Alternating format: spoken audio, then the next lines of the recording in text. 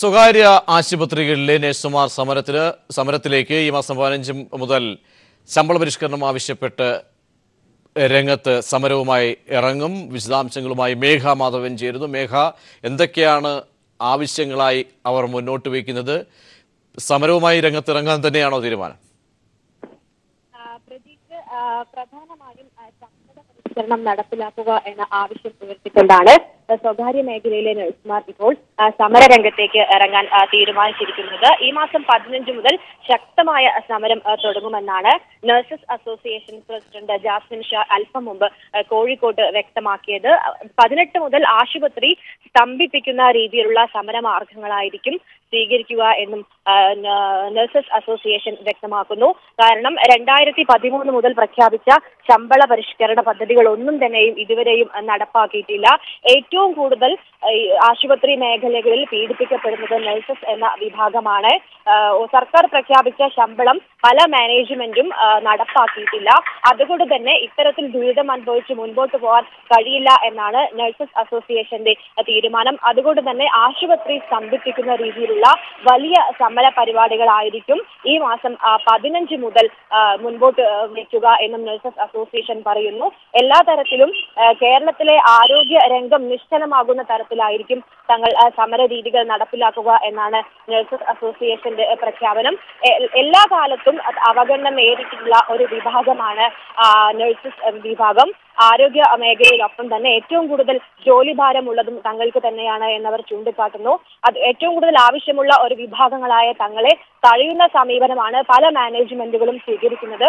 അതുകൊണ്ട് തന്നെ മാനേജ്മെന്റിനെതിരെ വളരെ ശക്തമായ സമര പരിപാടികൾക്കാണ് ഇപ്പോൾ ഇവിടെ കോഴിക്കോട് നടന്ന സമര കൺവെൻഷൻ ആഹ്വാനം ചെയ്തിരിക്കുന്നത്. പ്രതീഷ്, മേഘ, അതായത് നേരത്തെയൊക്കെ മുൻകാലത്തൊക്കെയുള്ള സമരങ്ങളുടെയൊക്കെ തന്നെ അല്ലെങ്കിൽ പ്രതിഷേധത്തിൻ്റെയൊക്കെ ഭാഗമായിട്ടാണ് സർക്കാർ സംവിധാനത്തിന് ഒരു ധാരണയുണ്ടാക്കി ആശുപത്രികളുടെയൊക്കെ തന്നെ അവർ ശമ്പളം പരിഷ്കരണത്തിലേക്ക് പ്രഖ്യാപനമൊക്കെ നടത്തിയത്. സർക്കാർ പ്രഖ്യാപിക്കുന്നത് അല്ലെങ്കിൽ അതിനനുസരിച്ച് ശമ്പളം നൽകുമെന്നുള്ള വാഗ്ദാനം. പക്ഷേ ഇതൊന്നും പാലിക്കപ്പെടുന്നില്ല എന്ന് തന്നെയാണോ? കാരണം ഭൂരിഭാഗം ആശുപത്രികളുടെയും സ്ഥിതി തീർച്ചയായും ഇവർ മുൻപോട്ട് വെക്കുന്ന ഒരു കാര്യം എന്നത് ഏറ്റവും കൂടുതൽ അവഗണന നേരിട്ടുകൊണ്ടിരിക്കുന്നത് സ്വകാര്യ മേഖലയിലെ നഴ്സുമാരാണ്. കാരണം നേരത്തെ 2013 സർക്കാർ പ്രഖ്യാപിച്ച ശമ്പളം പല മാനേജ്മെന്റുകളും നൽകുന്നില്ല. ഏതെങ്കിലും തരത്തിൽ ആശുപത്രിയിൽ എത്തുന്ന ആളുകൾക്കെതിരെയോ അല്ലെങ്കിൽ എന്തെങ്കിലും ഒരു പ്രശ്നത്തിൽ പരാതി കൊടുത്താൽ തന്നെ പരാതിക്കാരെ ചൂഷണം ചെയ്യുന്ന അവസ്ഥയാണ് മാനേജ്മെന്റ് കാണിക്കുന്നത്. അവരോട് ഒരു തരത്തിലുള്ള അനുഭാവപൂർവമായ നടപടികളും മാനേജ്മെന്റ് സ്വീകരിക്കുന്നില്ല. പരാതി കൊടുത്താൽ പരാതിക്കാരനെ പറഞ്ഞുവിടുന്ന തരത്തിലേക്കുള്ള കാര്യങ്ങളാണ്. അനാവശ്യമായി സ്വകാര്യ മേഖലയിൽ ജോലി ചെയ്യുന്ന നഴ്സുമാരെ പിരിച്ചുവിടുന്ന അവസ്ഥയുമുണ്ട്. അത്തരത്തിൽ ആരോഗ്യ രംഗത്ത് തന്നെ ഏറ്റവും കൂടുതൽ ആവശ്യമായ നഴ്സുമാരോട് മാനേജ്മെന്റ് കാണിക്കുന്ന നടപടികൾക്കെതിരെയാണ് ഇപ്പോൾ സ്വകാര്യ മേഖലയിലെ നഴ്സുമാർ വലിയ തരത്തിലുള്ള പ്രക്ഷോഭത്തിന് ഒരുങ്ങിയിരിക്കുന്നത്. മാന്യമായ ശമ്പളം വേണം, മാന്യമായ ശമ്പളം നൽകാൻ. ഇപ്പോൾ നഴ്സസ് അസോസിയേഷൻ സംസ്ഥാന സെക്രട്ടറി സുദീപ് ടെലിഫോൺ ലൈനിൽ ചേരുകയാണ്. ശ്രീ സുദീപ്, കടുത്ത ഒരുപക്ഷെ ക്ഷമയുടെ നെല്ലിപ്പലക കണ്ട് പോയ ഒരു ഘട്ടത്തിലാണോ നിങ്ങളിങ്ങനെ പരസ്യമായ പ്രത്യക്ഷ സമരത്തിലേക്ക് ഇറങ്ങുന്നത്? കാരണം ഈ വാഗ്ദാനങ്ങളൊന്നും 2013 മുന്നോട്ട് വെച്ച വാഗ്ദാനങ്ങൾ ഭൂരിഭാഗം ആശുപത്രികളും നടപ്പിലാക്കുന്നില്ല എന്നാണോ വസ്തുതകളുടെ അടിസ്ഥാനത്തിൽ മനസ്സിലാക്കേണ്ടത്? 2013 നഴ്സിംഗ് സമരത്തിന് ശേഷം 2013 പുതിയ മിനിമം വേജസ് പ്രഖ്യാപിക്കുകയും അത് നടപ്പിലാക്കാൻ സർക്കാർ നിർദ്ദേശം നൽകുകയും ഉണ്ടായി. എന്നാൽ അന്ന് കേവലം ഒരു 1000 രൂപയുടെ വർധനവ് മാത്രമാണ് അന്ന് ഉണ്ടായിരുന്നത്. 2016 പുതിയ മിനിമം വേതനം നടപ്പിലാക്കാമെന്നുള്ള ഉറപ്പിന്മേലാണ് അന്ന് സമരം അവസാനിപ്പിക്കുകയുണ്ടായത്. എന്നാൽ അതിനുശേഷം പുതിയ മിനിമം വേതനം നടപ്പിലാക്കാനോ അതിന്മേൽ നടപടികൾ എടുക്കാനോ അധികാരികൾ തയ്യാറാവുന്നില്ല എന്നുള്ള ഒരു സ്ഥിതിവിശേഷമാണുള്ളത്. മിനിമം വേജസ് കമ്മിറ്റിയും IRC കമ്മിറ്റിയും കമ്മിറ്റിയായി മാത്രം തുടരുമ്പോഴും നഴ്സുമാർക്ക് കിട്ടേണ്ട ആനുകൂല്യങ്ങൾ അവിടെ കിട്ടാതെ നിൽക്കുന്ന ഒരു അവസ്ഥയാണ് ഇന്ന് നിലനിൽക്കുന്നത്. ഈ അവസ്ഥയ്ക്ക് ഒരു മാറ്റം വരണം എന്നുള്ള കാഴ്ചപ്പാട് ഉൾക്കൊണ്ടുകൊണ്ടാണ് UNA എന്ന പ്രസ്ഥാനം 14 ജില്ലകളിലും സംസ്ഥാന വ്യാപകമായിട്ട് സമരത്തിനൊരുങ്ങുന്നത്. ശ്രീ സുദീപ്, അതായത് രോഗികളെ പിഴിഞ്ഞൂറ്റുന്ന വൻകിട ഹോസ്പിറ്റലുകൾ അടക്കം ഇത്തരത്തിൽ ഒരു ശമ്പളത്തിൻ്റെ കാര്യത്തിൽ വളരെ നിഷേധാത്മകമായ നിലപാടാണോ സ്വീകരിക്കുന്നത്? ഏതൊക്കെ അല്ലെങ്കിൽ ഒരു വിഭാഗം അല്ലെങ്കിൽ എത്രത്തോളം ഈ സർക്കാർ അന്ന് പ്രഖ്യാപിച്ച അല്ലെങ്കിൽ നിങ്ങളുടെ ആവശ്യപ്രകാരം ഒരു മാന്യമായ രീതിയിലെങ്കിലും ശമ്പളം നൽകുന്ന തരത്തിലേക്ക് ഏതെങ്കിലും ഹോസ്പിറ്റലുകൾ അല്ലെങ്കിൽ എത്രത്തോളം ആശുപത്രികൾ പോയിട്ടുണ്ട് എന്ന് നിങ്ങൾക്ക് പറയാൻ കഴിയുമോ? ഒരുവിധം എനിക്ക് തോന്നുന്നു ഏകദേശം ഒരു 5% ആശുപത്രികൾ മാത്രമാണ് നഴ്സുമാർക്ക് അനുകൂലമായിട്ടുള്ളൊരു നിലപാടെടുത്തുകൊണ്ട് നല്ലൊരു വേതനം നൽകാൻ തയ്യാറാവുന്നത്. ബാക്കി 95% ആശുപത്രികളിലും നഴ്സുമാരുടെ വേതനം പുറത്തു പറയാൻ വരെ ബുദ്ധിമുട്ടുള്ള ഒരു സ്ഥിതിയാണ് എന്ന് പറഞ്ഞാൽ അത് ഒട്ടും ആശാവഹമായിട്ടുള്ള ഒരു കാര്യമല്ല. ഈ സ്ഥിതിക്ക് അടിയന്തരമായിട്ടുള്ള ഒരു മാറ്റം, അതാണ് യുണൈറ്റഡ് നഴ്സസ് അസോസിയേഷൻ ആഗ്രഹിക്കുന്നത്. അതിനായിട്ടുള്ള പദ്ധതികളാണ് തയ്യാറായിക്കൊണ്ടിരിക്കുന്നത്. ഇന്ന് കോഴിക്കോട് ജില്ലയിലെ കൺവെൻഷൻ നടന്നുകൊണ്ടിരിക്കുകയാണ്. കൃത്യമായിട്ട് കോഴിക്കോട് ജില്ലയിലെ എല്ലാ ആശുപത്രികളിലും നഴ്സുമാര് ഇവിടെ എത്തിച്ചേർന്നിട്ടുണ്ട്. അതുപോലെ നാളെ എറണാകുളത്ത് കൺവെൻഷൻ നടക്കുകയാണ്. മുഴുവൻ വൻകിട കോർപ്പറേറ്റ് ആശുപത്രികൾ കൂടുതലുള്ള എറണാകുളത്ത് ആണ് ഏറ്റവും കൂടുതൽ തൊഴിൽ ചൂഷണം നടക്കുന്നത് എന്ന് പറഞ്ഞാൽ അത് എല്ലാവരെയും ഞെട്ടിക്കുന്ന ഒരു കാര്യമായിരിക്കും. മാത്രമല്ല സുദീപ്, ഈ തൊഴിൽ ചൂഷണം എന്ന് പറയുന്ന ദീപ് ഈ ഷിഫ്റ്റിന്റെ സമ്പ്രദായത്തിലൊക്കെ തന്നെ നിങ്ങൾ മുന്നോട്ട് വെച്ച വാദഗതികൾ ഉണ്ടായിരുന്ന ഷിഫ്റ്റ് സംപ്രകാരം ശമ്പള പരിഷ്കരണത്തിനൊപ്പം അനുബന്ധമായ ഷിഫ്റ്റ് വ്യവസ്ഥ പല ആവശ്യങ്ങൾ മുന്നോട്ട് വെച്ചിരുന്നു. ഇതൊക്കെ പാലിക്കപ്പെടുന്നുണ്ടോ? കൃത്യമായി ശമ്പളത്തിന് കാര്യത്തിലുള്ള ഈ നിഷേധാത്മക നിലപാട് ഇക്കാര്യങ്ങളിലും തുടരുകയാണോ? തീർച്ചയായിട്ടും നഴ്സുമാർ ഉന്നയിക്കുന്ന ആവശ്യങ്ങൾ ഒരു തരത്തിലും പരിഗണിക്കാനോ അതിന് പരിഹാരം കാണാനോ മാനേജ്മെന്റുകൾ തയ്യാറാവുന്നില്ല. നിങ്ങൾക്ക് ചെയ്യാനുള്ളത് ചെയ്തോളൂ എന്നുള്ളൊരു സമീപനവുമായിട്ടാണ് മാനേജ്മെന്റുകൾ നീങ്ങുന്നത്. കാരണം അവർ പറയുന്നത് പോലെ നഴ്സുമാർക്ക് മാന്യമായിട്ടുള്ള വേതനം നൽകാൻ ഞങ്ങൾ തയ്യാറായിരുന്നു, ട്രേഡ് യൂണിയൻ പ്രസ്ഥാനങ്ങളാണ് അതിന് തടസ്സമായിട്ട് നിൽക്കുന്നത് എന്നുള്ളൊരു വാദവും മുഖമാണ് ഇപ്പോൾ മാനേജ്മെന്റുകൾ ഉന്നയിക്കുന്നത്. യുണൈറ്റഡ് നഴ്സസ് അസോസിയേഷൻ ചോദിക്കുന്നത് എന്തെന്നാൽ വരുന്ന 15-ാം തീയതി സർക്കാർ തരത്തിലുള്ള യോഗത്തിൽ സർക്കാർ പറയുന്ന മിനിമം വേതനം, നഴ്സുമാർ ചോദിക്കുന്ന മിനിമം വേതനം നൽകാൻ നിങ്ങൾ തയ്യാറാണോ എന്നുള്ള ഒരു ചോദ്യമാണ് ഞങ്ങൾ മാനേജ്മെന്റുകളോട് ചോദിക്കുന്നത്. അവർ തയ്യാറാണെങ്കിൽ അന്ന് തന്നെ മിനിമം വേതനം പ്രഖ്യാപിക്കാനുള്ള സാഹചര്യം ഉണ്ടാക്കാമെന്നുള്ളതാണ് സർക്കാർ ഭാഗത്തു നിന്ന് ഞങ്ങൾക്ക് ലഭിക്കുന്ന മറുപടി. സുദീപ്, ഇനി പ്രഖ്യാപനങ്ങളല്ല വേണ്ടത്. പ്രഖ്യാപനങ്ങൾ പ്രായോഗിക തലത്തിലേക്ക് നടപ്പിലാക്കുന്ന ആ ഒരു ഇച്ഛാശക്തി ഈ പറയുന്ന ആശുപത്രി അധികൃതർ സ്വീകരിക്കുന്നുണ്ടോ എന്നുള്ള അല്ലെങ്കിൽ ആ ഒരു വിലയിരുത്തൽ അല്ലെങ്കിൽ അതിലേക്കാണ് പോകേണ്ടത്. ഇത് കഴിഞ്ഞ എല്ലാ തവണയും അല്ലെങ്കിൽ ഇങ്ങനെയുള്ള സമരം നിങ്ങൾ പ്രഖ്യാപിച്ച് ഇറങ്ങുമ്പോൾ അവിടെ ഏറ്റവും കൂടുതൽ രോഗികൾ ഒരുപക്ഷെ സർക്കാർ സംവിധാനം ഇപ്പോൾ രോഗങ്ങളൊക്കെ പടർന്നു പിടിക്കുന്ന ഒരു സമയമാണ്. ഇതിൻ്റെ ബുദ്ധിമുട്ട് എല്ലാവർക്കും മനസ്സിലാകും. സ്വകാര്യ മേഖലയിൽ ഇങ്ങനെ ഒരു സമര പ്രഖ്യാപനവുമായി നിങ്ങൾ പോയാലുള്ള ബുദ്ധിമുട്ടുകളൊക്കെ. അതുകൊണ്ട് തന്നെ സർക്കാരുമായി ഇനി ഒരു കൂടിക്കാഴ്ച നടത്തുമ്പോൾ ഇനിയും ഒരു വെറും പ്രഖ്യാപനം എന്നതിനപ്പുറത്തേക്ക് പ്രായോഗിക തലത്തിൽ വ്യക്തമായൊരു ഉറപ്പ് ഇവരിൽ നിന്ന് വാങ്ങാനുള്ള ഒരു സന്നദ്ധത കൂടി നിങ്ങൾക്കില്ലേ? പ്രഖ്യാപനം എന്ന് പറഞ്ഞാൽ ഈ IRC മീറ്റിംഗിൽ ഈ മാനേജ്മെന്റ് അസോസിയേഷനുകൾ അടക്കമുള്ള ആളുകൾ ഉള്ളതാണ് ഈ മിനിമം വേതന കമ്മിറ്റി. അവിടെ അവർ അത് അംഗീകരിച്ച് പോരുകയാണെങ്കിൽ അത് കൊടുക്കേണ്ട ഉത്തരവാദിത്വം അവർക്കുണ്ട്. എന്നാൽ അത് കൊടുക്കുന്നുണ്ടോ എന്ന് ഉറപ്പുവരുത്തേണ്ട ബാധ്യത ഇവിടുത്തെ ലേബർ ഡിപ്പാർട്ട്മെന്റിനും ഇവിടുത്തെ സർക്കാരിനുമാണ്. അവർ അതിനുള്ള ആർജവം കാണിച്ചു കഴിഞ്ഞാൽ ഇത് നടപ്പിലാവുമെന്നുള്ളതിൽ യാതൊരു സംശയവുമില്ല. ഈ 15 മുതലുള്ള സമരം ഏത് രീതിയിലുള്ള സമരമാണ് നിങ്ങൾ പ്ലാൻ ചെയ്യുന്നത്? 15-ാം തീയതിയിലെ IRC കമ്മിറ്റിന് ശേഷം യുണൈറ്റഡ് നഴ്സസ് അസോസിയേഷന്റെ ഒരു അടിയന്തര സ്റ്റേറ്റ് കമ്മിറ്റി യോഗം കൂടി കൂടുന്നുണ്ടാവും. അതിനുശേഷമാണ് അന്തിമ തീരുമാനങ്ങൾ, സമരപരിപാടികൾ എങ്ങനെയാണെന്നുള്ളത് നമ്മൾ പ്രഖ്യാപിക്കുക. സുദീപ്, ഇവര് ഈ ആശുപത്രിയുടെ അധികൃതരുമായിട്ട് അല്ലെങ്കിൽ ഇവരുടെ മാനേജ്മെന്റും അവരുടെ ഫോറവുമായിട്ട്, അസോസിയേഷൻ ഫോറവുമായിട്ടൊക്കെ നിങ്ങൾ ചർച്ച ചെയ്യുമ്പോൾ ഒരു പ്രായോഗിക പ്രശ്നം എന്താണ് അതിൽ പറയുന്നത്? കാരണം ഈ ശമ്പളം നടപ്പാക്കുന്നതിലെ ബുദ്ധിമുട്ട്. ഹലോ സുദീപ്, ഇവർ ഈ സർക്കാർ പ്രഖ്യാപിച്ച അല്ലെങ്കിൽ ആ ശമ്പളം നൽകുന്നതിൽ എന്ത് ബുദ്ധിമുട്ടാണ് അവർ പറയുന്നത്? നഴ്സുമാർക്ക് ശമ്പളം നൽകിയാൽ അതിന്റെ ബുദ്ധിമുട്ട് അനുഭവിക്കേണ്ടി വരുന്നത് രോഗികളാണ് എന്നുള്ളൊരു വസ്തുത പറഞ്ഞുകൊണ്ടാണ് ഇപ്പോൾ അവിടെ കമ്മിറ്റികളിൽ എല്ലാം തന്നെ വ്യക്തമാക്കുന്നത്. എന്നാൽ നിങ്ങൾക്ക് എല്ലാവർക്കും അറിയാം, ഇന്നത്തെ ചികിത്സാ ചെലവും അതുപോലെ തന്നെ ചികിത്സാ ചെലവ് കൊണ്ടും ഏറ്റവും ഭീമമായിട്ടുള്ള ലാഭങ്ങൾ ഉണ്ടാക്കുന്നത് ഈ മാനേജ്മെന്റ് ആണ്. എന്നാൽ ഈ ലാഭത്തിൽ നിന്ന് കേവലം ഒരു മിനിമം വേതനം പോലും നഴ്സുമാർക്ക് നൽകാനുള്ള ആർജവം ഈ മാനേജ്മെന്റ് കാണിക്കുന്നില്ലെങ്കിൽ എന്ത് കാരണത്താലാണ് നമ്മൾ ഈ സമരത്തിലേക്ക് കടക്കാതിരിക്കേണ്ടത് എന്നുള്ള അതിനുപോലും ഉത്തരം പറയാൻ അവർ തയ്യാറാവുന്നില്ല. ശരി, സുദീപാണ് വിശദാംശങ്ങൾ. സുദീപ് നേഴ്സ് അസോസിയേഷന്റെ സംസ്ഥാന സെക്രട്ടറിയാണ് പ്രതികരിച്ചത്. 15 മുതൽ പ്രത്യക്ഷ സമരത്തിലേക്ക് തന്നെ പോകാനാണ് നഴ്സുമാരുടെ തീരുമാനം. ഈ മാസം 15 മുതൽ ശക്തമായ സമരവുമായി നഴ്സുമാർ രംഗത്തിറങ്ങിയാണ്. സർക്കാർ പ്രഖ്യാപിച്ച ശമ്പളം നൽകാൻ ഒട്ടുമിക്ക ആശുപത്രികളും തയ്യാറാകുന്നില്ല. വളരെ കഷ്ടപ്പെട്ട, ഏറ്റവും ബുദ്ധിമുട്ടുന്ന അവസ്ഥയിലേക്ക് നഴ്സുമാർ പോകുന്നു.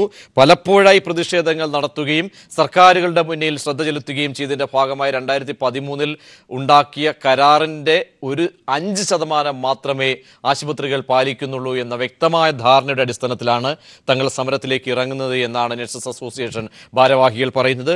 പനി പടർന്നു പിടിക്കുന്ന, മഴക്കാല രോഗങ്ങൾ വർദ്ധിക്കുന്ന ഈ സമയത്ത് ഒരു സമരത്തിലേക്ക് പോകുമ്പോൾ സ്വാഭാവികമായും അതിൻ്റെ കാരണങ്ങൾ തേടുക സർക്കാരിൻ്റെ ബാധ്യസ്ഥയാണ്. സർക്കാരുമായി സംസാരിക്കാൻ അവർ സന്നദ്ധത അറിയിച്ചിട്ടുണ്ട്. വ്യക്തമായും ഇത് തങ്ങളോട് നീതിപൂർവമായ നിലപാടുകൾ സ്വീകരിക്കുകയും അത് പ്രഖ്യാപനങ്ങൾ വാക്കുകളിൽ ഒതുങ്ങാതെ, കരാറുകളിൽ ഒതുങ്ങാതെ പ്രായോഗിക തലത്തിലേക്ക് കൊണ്ടുവരാനുള്ള നടപടികൾ സ്വീകരിക്കാത്ത പക്ഷം ശക്തമായ സമരവുമായി മുന്നോട്ട് പോകാൻ തന്നെയാണ് ഇപ്പോൾ കോഴിക്കോട് ചേരുന്ന ബഹുജന കൺവെൻഷനിൽ പൊതു അഭിപ്രായം ഉയരുന്നത്. സംഘടിത ശക്തി അറിയിച്ചെങ്കിൽ മാത്രമേ ഈ പറയുന്ന തങ്ങളുടെ ആവശ്യങ്ങൾ നേടിയെടുക്കാൻ കഴിയൂ. മേഘാമാധവൻ കോഴിക്കോട് നിന്നും ചേരുന്നു. മേഘ, ഈ മേഖല, നഴ്സസ് മേഖല നമുക്കറിയാവുന്നതാണ്. കാരണം വളരെ ജീവിത നിലവാരം പോലും ഒരുപക്ഷെ മെച്ചപ്പെടുത്താൻ കഴിയാതെ അത്രത്തോളം തുച്ഛമായ വരുമാനത്തിൽ, അതേസമയം മറുവശത്ത് കോടികൾ കൊയ്യുന്ന, രോഗികളെ പിഴിയുന്ന വൻകിട ആശുപത്രികളുടെ ഒക്കെ തന്നെ അവരുടെ കണക്കുകൾ പരിശോധിച്ചാലൊക്കെ മനസ്സിലാകാം. ഇങ്ങനെ നോക്കുമ്പോൾ ഇവർ വിലങ്ങുതടിയായിട്ട് എന്താണ് പ്രായോഗിക പ്രശ്നമായിട്ട്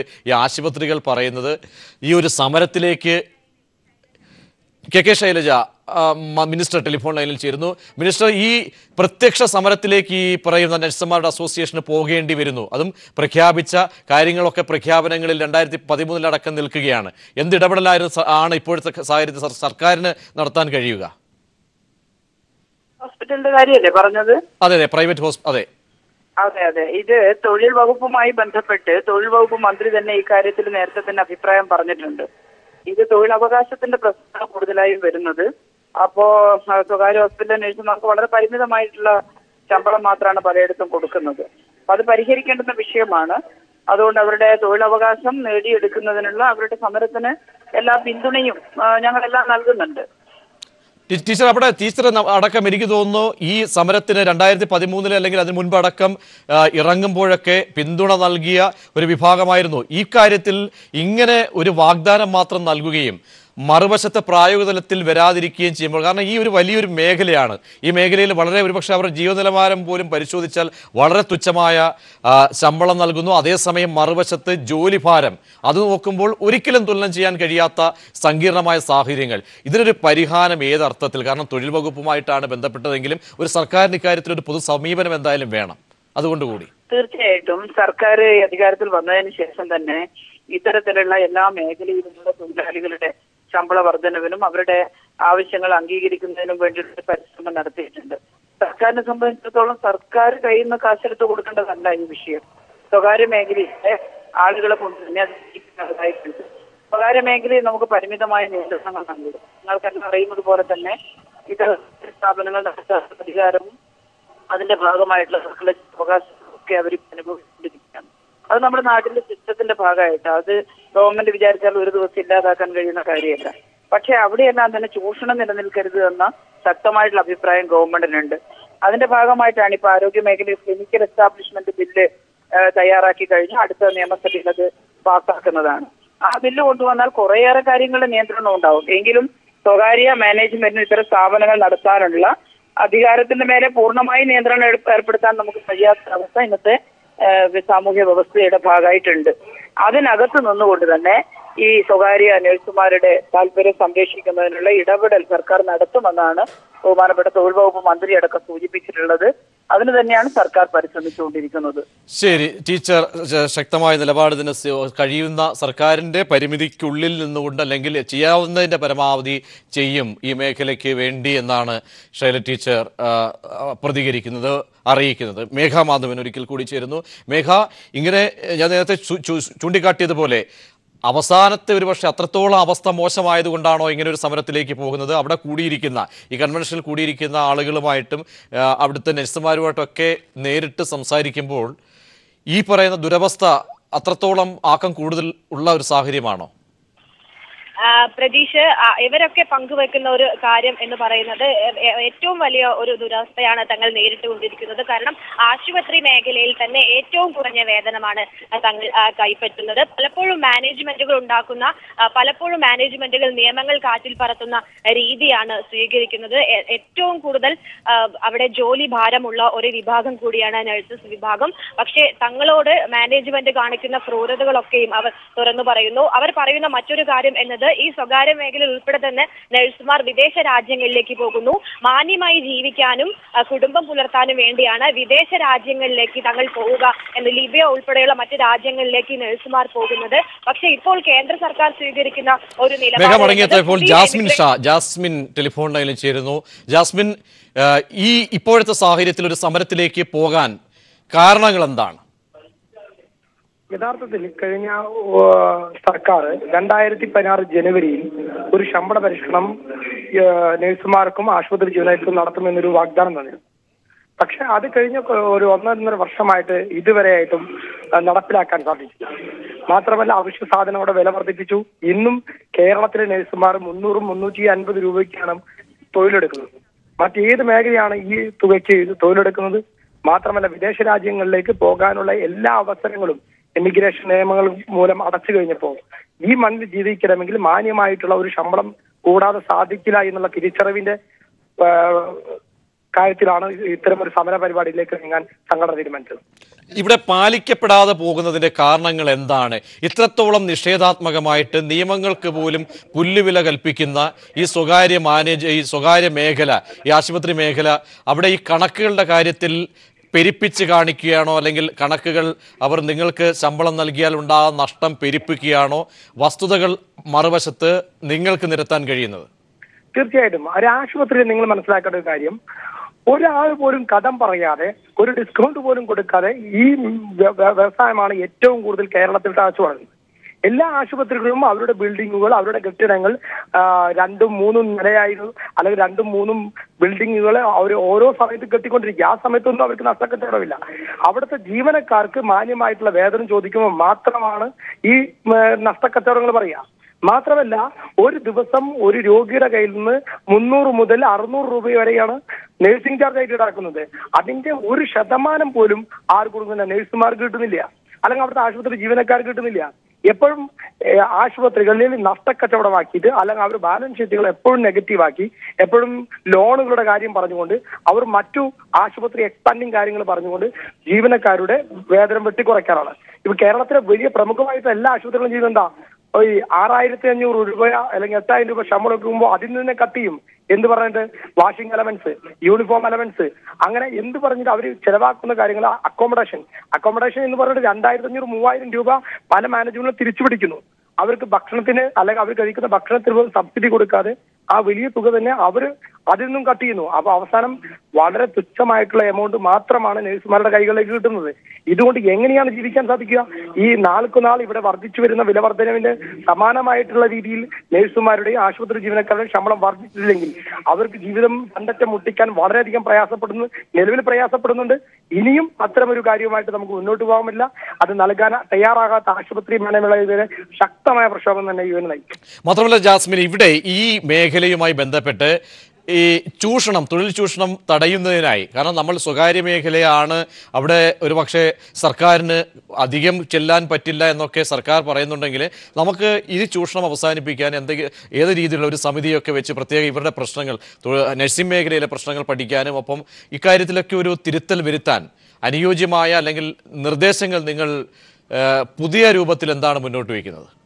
തീർച്ചയായിട്ടും വളരെ കൃത്യമായിട്ട് ലേബർ ഉദ്യോഗസ്ഥന്മാർ ഉണർന്ന് പ്രവർത്തിക്കുകയാണെങ്കിൽ ഈ പ്രശ്നങ്ങൾക്ക് ഒരു പരിധിവരെ തടയിടാൻ സാധിക്കും.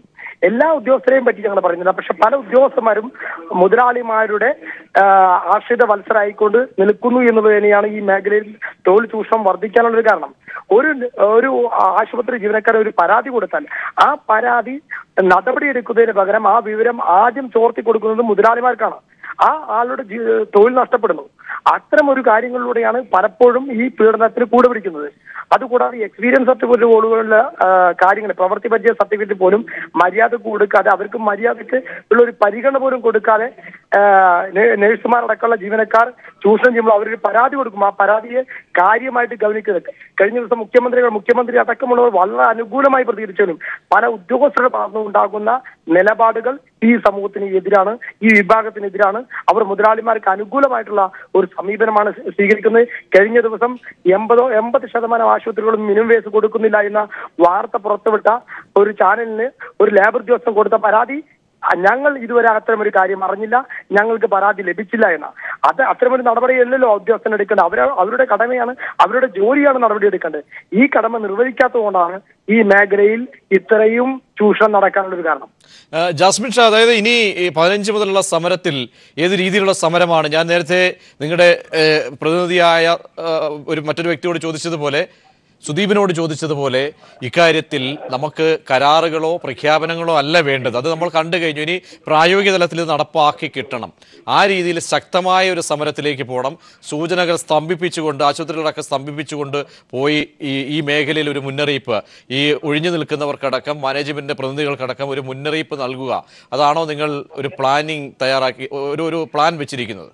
തീർച്ചയായിട്ടും. ഞങ്ങളിപ്പോ കഴിഞ്ഞ 10-ാം തീയതി മുതൽ സമരം തുടങ്ങാൻ തീരുമാനിച്ചാണ്. അന്നാണ് സർക്കാർ അറിയിച്ചത് 15-ാം തീയതി ചർച്ചയ്ക്ക് വിളിക്കും, അന്ന് ഒരു തീരുമാനം സർക്കാരിന്റെ ഭാഗത്ത് ഉണ്ടാകും, സർക്കാർ ഒരു ശക്തമായ നിലപാടെടുക്കും. ആ വാക്കാണ് ഇപ്പൊ നമ്മൾ വിശ്വസിച്ചിട്ടുള്ളത്. 15-ാം തീയതി ശമ്പളം പരിഷ്കരിക്കാൻ ശ്രമിക്കുമ്പോൾ എന്തെങ്കിലും തരത്തിലുള്ള ഇടപെടലിലൂടെ മാനേജ്മെന്റിൽ ഇത് അട്ടിമറിക്കാൻ ശ്രമിച്ചാൽ കേരളം കാണാൻ പോകുന്ന ഏറ്റവും ശക്തമായ സമരമായിരിക്കും. ഇപ്പോഴും ഞങ്ങൾ പറയുന്നത് ഡെങ്കു ഫീവർ അടക്കമുള്ള രോഗങ്ങൾ പടർന്നു പിടിക്കുന്ന ഈ സമയത്ത് ഇത്തരം ഒരു സമര പരിപാടികളിലേക്ക് ഞങ്ങളെ തള്ളിവിട്ടാൽ അത് കേരളത്തിൽ ഉണ്ടാക്കാൻ പോകുന്ന നാശനഷ്ടങ്ങൾ വളരെ വലുതായിരിക്കും. പക്ഷെ മാന്യമായി ജീവിക്കാൻ ഞങ്ങൾക്ക് മറ്റു പോംവഴികളില്ല. ഈ സമരത്തെ തുടർന്നുണ്ടാകുന്ന എല്ലാ പ്രത്യാഘാതങ്ങൾക്കും ഉത്തരവാദികൾ കേരളത്തിലെ സ്വകാര്യ ആശുപത്രി മാനേജറുകൾ മാത്രമായിരിക്കും. തീർച്ചയായും നഴ്സുമാർ ശക്തമായ പ്രക്ഷോഭത്തിലേക്ക് ഇറങ്ങേണ്ടി വരുന്ന സാഹചര്യം. 15 മുതൽ ശക്തമായ സമരത്തിലേക്ക്, വേതനം വർധനവ് പ്രായോഗിക തലത്തിലേക്ക് എത്തിക്കണം, പ്രഖ്യാപനങ്ങളൊക്കെ പ്രായോഗിക തലത്തിൽ കൊണ്ടുവരണം, പ്രഖ്യാപിച്ച ശമ്പള വർധനവടക്കം നടപ്പിലാക്കണമെന്നാവശ്യപ്പെട്ടുകൊണ്ട് പ്രത്യക്ഷ സമരത്തിലേക്ക് പോകുന്ന വിശദാംശങ്ങളാണ് മേഘാമാധവനൊപ്പം തന്നെ നഴ്സസ് അസോസിയേഷൻ ഭാരവാഹികളും അറിയിച്ചത്.